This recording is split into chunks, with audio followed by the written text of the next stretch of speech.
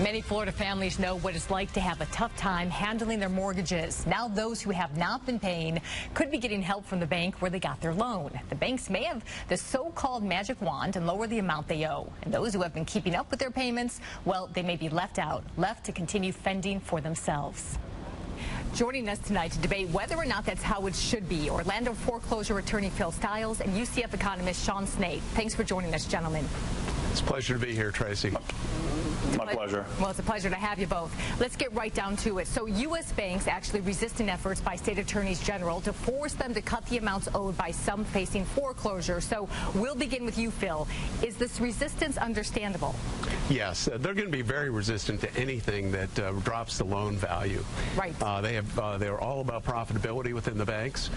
They don't seem to have a lot of favoritism toward modification and helping the homeowner work through some of the processes. That's a friendly way of putting it, I would say.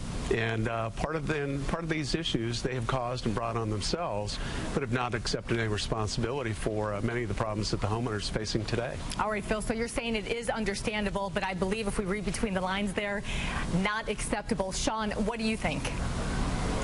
Well, you know, I think there's a lot of problems involved. You know, I think it's nice to think that there's a silver bullet that we could use to solve the problems in the housing and mortgage market. But, you know, I think the modification program they're discussing in terms of its size is too small.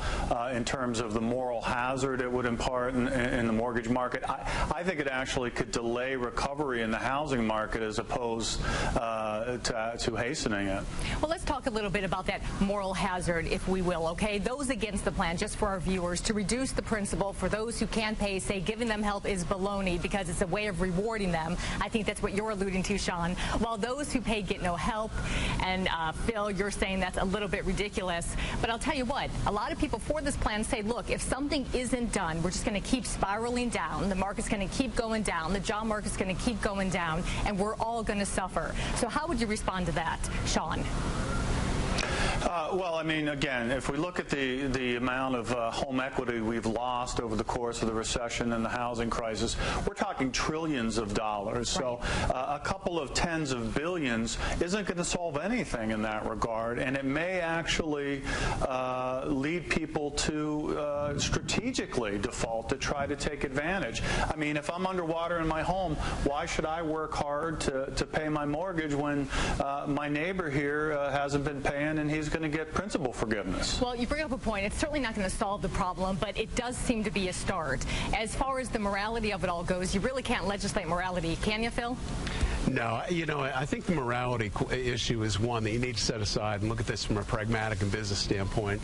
And the bottom line is that we need to stop the spiral, downward spiral of the housing market. We need to have the prices start going back up as opposed to going back down, and as quickly as we can get there. We are out of time, so I would like to give Sean the last word as well. Sean?